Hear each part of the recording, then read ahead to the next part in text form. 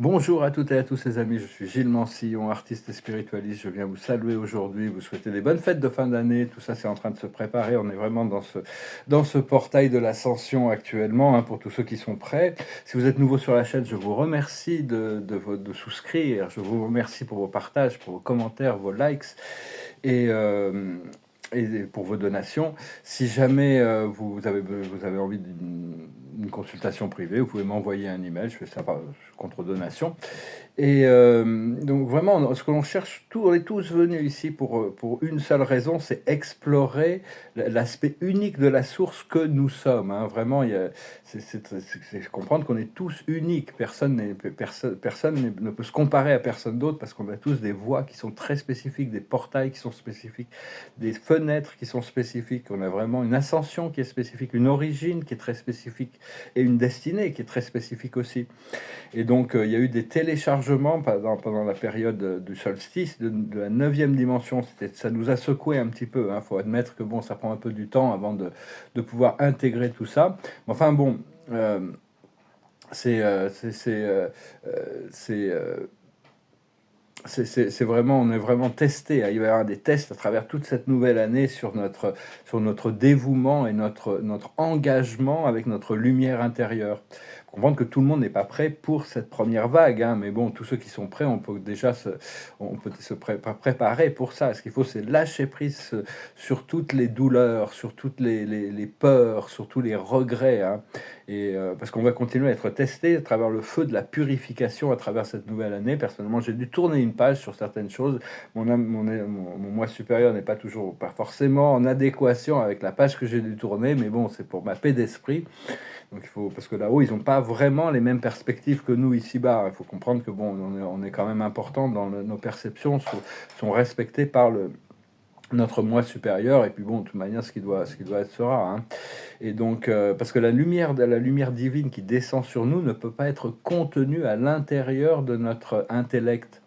Et donc il faut accepter de lâcher prise des résolutions mentales pour accepter certaines choses. Et on est en train de se déplacer vers une unité du cœur et de l'esprit. Et on doit développer la capacité d'aller créer au-delà du temps et l'espace. Vous pouvez vous imaginer au-delà du temps et l'espace. Vous contemplez toutes ces galaxies et tout ce qui se passe dans le temps et l'espace, mais vous pouvez créer les choses là-haut, dans un endroit qui n'est pas du tout dualisé. Donc ça permet de créer. Il y a plein de techniques, plein de moyens. On peut se projeter dans notre pyramide de monde, notre pyramide de cristal, en haut de la cinquième dimension. Et là-haut, on est seul avec le Créateur et nos guides. Et c'est un endroit où qu'on a cette pyramide de cristal en haut de la cinquième dimension.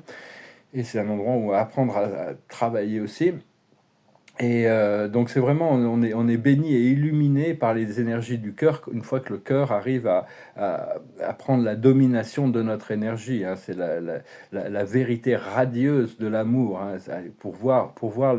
Pour voir la divinité dans les yeux de tous les gens que l'on rencontre, peut-être pas tous, mais le plus possible de tous les gens qu'on rencontre, arriver à voir cette lumière de la source à l'intérieur de tous les êtres. Pour ça, on doit lâcher prise de tous les traumatismes et de tous les drames. Il faut comprendre que le premier contact arrive, hein, de toute manière, et les nations stellaires se préparent pour ce premier contact. C'est juste une question de mois maintenant, et ça va certainement être des êtres très ressemblants aux humains, mais quand même assez différents. Les Pléiadiens, certainement, qui vont faire ce premier contact, ne va pas être des insectoïdes, malgré le fait qu'il y en a qui sont complètement ascensionnés, qui ont beaucoup de sagesse et d'amour à partager. Ce qui va être révélé aussi, c'est l'histoire et l'influence de très nombreuses familles extraterrestres sur les cultures, par exemple comme la mythologie. Toutes les mythologies, c'est pas toutes les mythologies, mais sont toutes relayées à certaines familles galactiques ou familles stellaires. Il y a toujours eu une main invisible qui a influencé, qui a interféré avec la culture humaine, aussi bien positive que négative. Il y a aussi toutes sortes de technologies qui vont arriver à la surface, qui se préparent à arriver à la surface et qui ne peuvent pas être empêchées, hein, comme le Quantum Financial System, les technologies, les intelligences artificielles, les medbeds, l'énergie gratuite, les réplicateurs, tout ça, ça se prépare à arriver. Et puis bon, il y a toutes sortes de vieilles croyances et des systèmes qui ne fonctionnent plus, qui vont continuer à lutter pour leur survie, mais qui vont s'écrouler de toute manière, hein. Il y aura toujours quand même une résistance de la part de toute une frange de la population, hein, toutes sortes d'égrégores qui vont vouloir continuer à défendre, défendre l'oppression. Et donc, mais bon, tout ce qui n'est pas aligné avec la vérité cosmique ne pourra pas tenir de toute manière, hein. Par contre, beaucoup de choses vont devenir accessibles pour ceux qui acceptent la loi de l'amour et de l'un. C'est vraiment connecté à notre cœur sacré et notre esprit sacré. Et donc, il y a un grand flash solaire qui se prépare, qui va avoir des conséquences sans précédent. Personne ne sait vraiment les conséquences que ça va avoir, hein. Même là-haut, ils savent pas. Donc, il n'y a que Dieu qui sait, mais bon, tout ça, et même, bon, ça va avoir des effets sur sur tous les systèmes biologiques. Et ça va révéler énormément de vérités cachées. Il y a toutes ces nouvelles technologies qui vont arriver, mais il y a tout un sens d'un principe éthique sur l'utilisation de ces nouvelles technologies. Ça doit servir la vie et le créateur. Et donc, et bientôt, on va concevoir la vie comme galactique, céleste, hein. On va pouvoir commencer se réaliser que la vie n'est pas juste terrestre. Ça va être un grand progrès, de comprendre aussi la conscience de la mère Terre et de tous les esprits de la nature, les élémentaux. Et, et puis ce premier contact qui arrive, il va vraiment qu'on va créer de nouvelles alliances, hein. C'est des choses qui vont se développer progressivement, qui vont se développer à travers tous les âges à venir, hein. Ça va devenir, c'est vraiment un nouveau cycle. À la fin de tous les cycles, il y a un nouveau cycle qui recommence. Comprenez que vous êtes la lumière des transformations à travers l'amour et la créativité. La créativité, on doit pouvoir continuer à créer. Et c'est vraiment ce qui va nous être demandé, de créer un nouveau monde, ce qu'on nous demande déjà. Parce que dans le passé, l'ascension s'était réservée à certains initiés très avancés, et encore, ils réussissaient pas tous. Il y en a des fois, il fallait plusieurs vies pour y arriver. Alors que là, maintenant, il y a le cœur universel qui s'est ouvert, et maintenant, l'ascension est ouverte à tous. On a énormément d'assistance du monde céleste qui nous aide avec ça. Et il n'y a pas besoin d'avoir complété tout son karma pour commencer notre ascension. Ça a été négocié, hein, avec les conseils karmiques. Et ce qui est important, c'est d'identifier nos démons intérieurs, hein, pour les libérer. Toutes les pensées négatives qui reviennent à la surface pour arriver à lâcher prise de tout ça. Et comprendre que la lumière divine ne peut seulement être utilisée quand on a des bonnes intentions et qu'on a le plus haut bien de tous à cœur, l'amour inconditionnel et le pardon inconditionnel. Cette lumière divine, c'est ce qu'on appelle, d'un point de vue matériel, c'est des particules qu'on appelle adamantins, qui sont des particules de lumière divine qui ont été placées dans tous nos chakras, dans notre cœur sacré. La plus grosse partie de ces particules est placé à la base, c'est-à-dire c'est pour activer le Kundalini. Et donc on va apprendre à en maintenir de plus en plus, à en cultiver de plus en plus, combien on peut en contenir de ces particules d'adamantin, les particules sacrées du Créateur. C'est bien important de rester centré dans le cœur, tout en étant quand même bien dans la direction de ce que l'on ressent, ce que l'on recherche quand même. Et donc on doit réclamer de récupérer toutes les parties de notre âme, toutes ces choses de notre création, parce qu'en tant que vieille âme, on a créé, donc il y a toutes sortes de choses qui viennent du subconscient, des choses qui sont conscientes et des choses qui viennent de notre superconscient, qui descendent. Et donc éventuellement, le subconscient, une fois qu'il sera complètement intégré, on sera en pleine conscience, on n'aura plus besoin de subconscient. Et ça, c'est à travers toute l'histoire de notre âme, hein, toutes nos vies passées. Parce que l'âme, pendant très longtemps, l'âme, c'était juste une voix qui était étouffée, une petite voix qui était étouffée et que personne n'écoutait, alors que maintenant, on cherche à ce que ça soit le directeur de notre vie. L'âme, c'est la partie sacrée, divine et éternelle de nous-mêmes. Et ça va nous donner un accès illimité à la lumière divine du Créateur. Et on va éventuellement pouvoir merger, fusionner avec notre moi divin, notre présence je suis. Et donc, parce qu'on va accéder à la 5e dimension, mais on sera toujours dans le monde physique, on sera toujours dans le monde de la dualité, on sera toujours présent dans cette existence de réalité pendant encore assez longtemps. Ce qu'il y a, c'est qu'on aura beaucoup plus d'équilibre par rapport aux choses, notre conscience sera unifiée, nos émotions et notre mental seront unifiés, nos principes est mental, et donc on aura beaucoup plus de vitalité. Et on va retrouver ce pouvoir de la créativité du premier rayon, du rayon rouge. Mais ça a été énormément, on nous a enlevé ce pouvoir, hein, quand on est rentré dans la troisième dimension pour nous éviter de nous auto-détruire. Donc envoyer de la lumière blanche cette chakra de la base, ce qui fait que le rouge devient rose et se transforme en amour et ça permet de créer.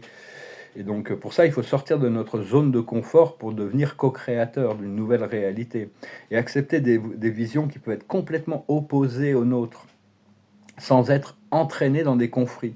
C'est bien de continuer, il faut continuer à cultiver, maintenir la paix et la lucidité, parce que tout ça, ça sert l'expansion de l'univers. Donc c'est important d'écouter tous les points de vue des autres, parce on va arriver à des consensus qui nous permettent de changer les choses, donc on ne peut pas exclure qui que ce soit, mais il faut rester ferme dans notre propre point de vue, hein, dans notre vision, et voir si les choses qui nous sont exprimées des points de vue des autres ont une valeur avant de les accepter ou de les adopter. Il faut filtrer les choses à travers notre cœur. Comprendre que les voix les plus bruyantes sont généralement ceux qui sont le plus en dehors de l'alignement. C'est pas forcément ceux qui crient le plus fort, ou qui parlent le plus fort et qui est le dernier mot, qui ont le plus de sagesse. Hein. Donc tout ça, on va commencer à pouvoir faire le tri dans tout ça, parce que c'est la sagesse qui va, au plus ça va aller, au plus c'est la sagesse qui va dominer. Il n'y aura pas le choix, hein. C'est Dieu qui décide de ces choses-là, qui connaît, qui possède toutes les sagesses, et c'est lui qui peut savoir à quelle fréquence, quels sont les systèmes de fonctionnement qui vont pouvoir être développés par rapport au consensus, aux groupes qui sont aux consciences humaines aussi. Et donc, ayez foi que l'amour est capable de dissoudre toutes les illusions égocentrique. Et l'amour, c'est l'acceptation sans jugement.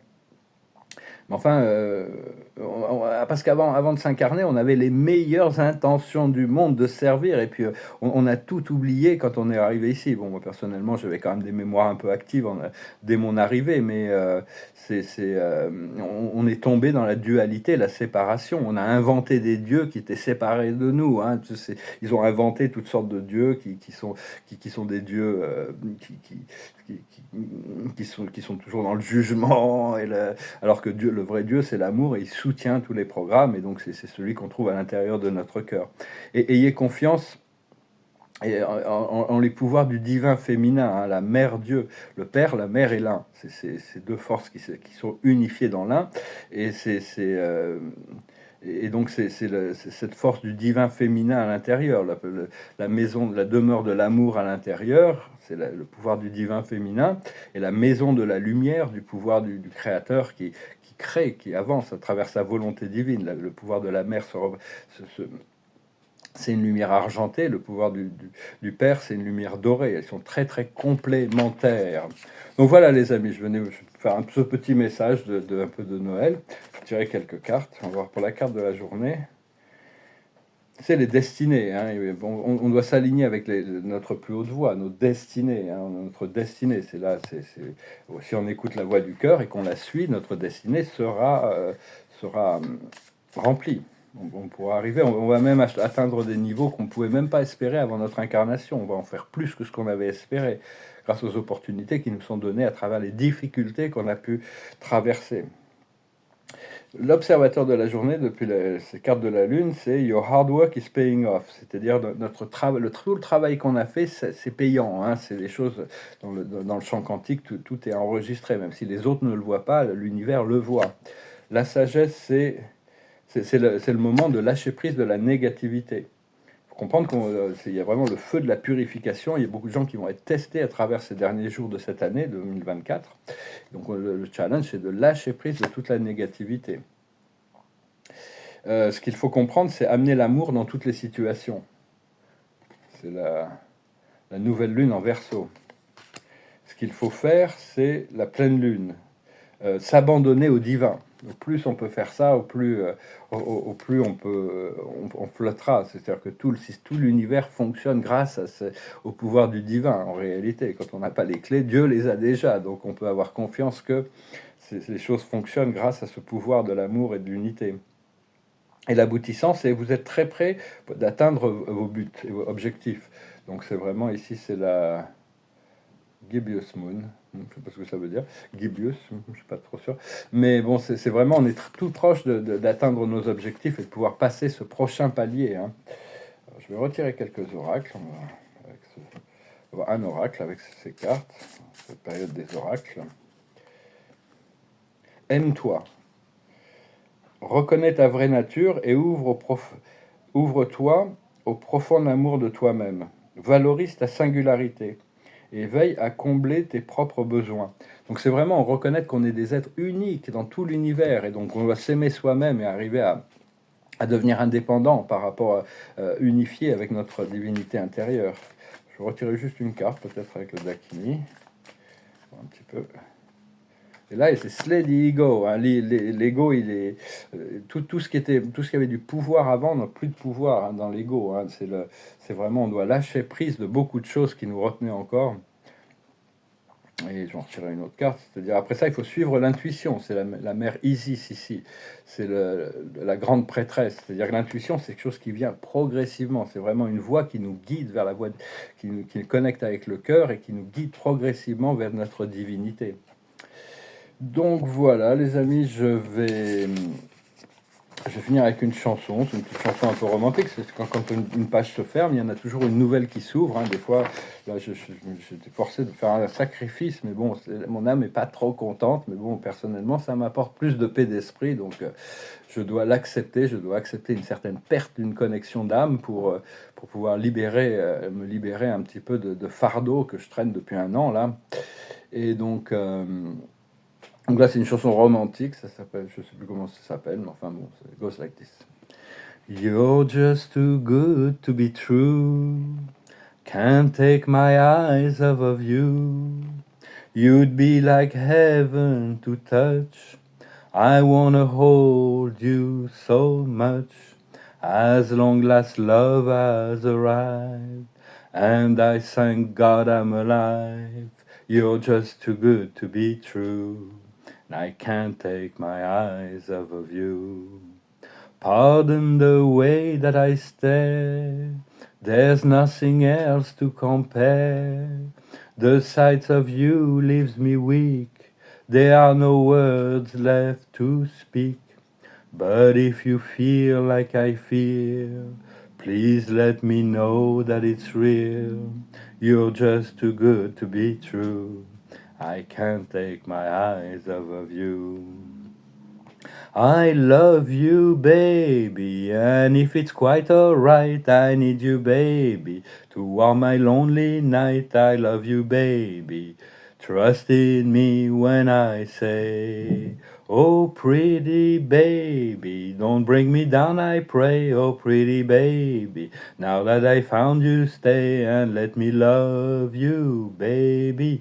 Let me love you. You're just too good to be true. Can't take my eyes off of you. You'll be like heaven to touch. I wanna hold you so much.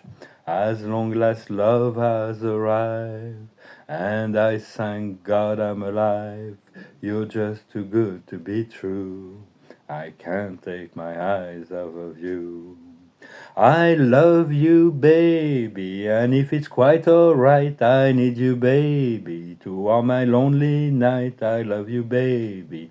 Trust in me when I say, oh, pretty baby, don't bring me down, I pray. Oh, pretty baby, now that I find you, stay and let me love you, baby. Let me love you, oh, pretty baby. Trust in me when I say. Un peu romantique. On va voir, on se prépare pour une année romantique, mais faut pas, je sais pas trop les acteurs, moi dans ma vie, je fais ce double alignement là, mais que ça n'a pas fonctionné. Par des circonstances, parce que des fois on a des plans d'âme qui sont prévus d'une certaine manière, mais on peut pas toujours. Il y a des circonstances qui font que bon, il faut accepter que certaines personnes qui sont prévues comme des relations intimes sont des catalyseurs pour notre évolution. Parce que l'observateur de l'âge ne sont pas des relations forcément, mais sont plutôt des catalyseurs. Parce que bon, faut être deux pour danser le tango quand même. On peut pas être une. Si c'est un sens unique, ça marche pas, quoi. Donc bon, il y a besoin d'une réciprocité quand même. Et donc l'observateur de la journée, c'est le réconfort. Hein. On doit chercher du réconfort, on doit trouver du réconfort. La plus haute sagesse, c'est la générosité. continuer à être généreux dans nos jugements, matériellement et spirituellement, les deux. Hein. Ce qu'il faut comprendre, c'est l'espoir.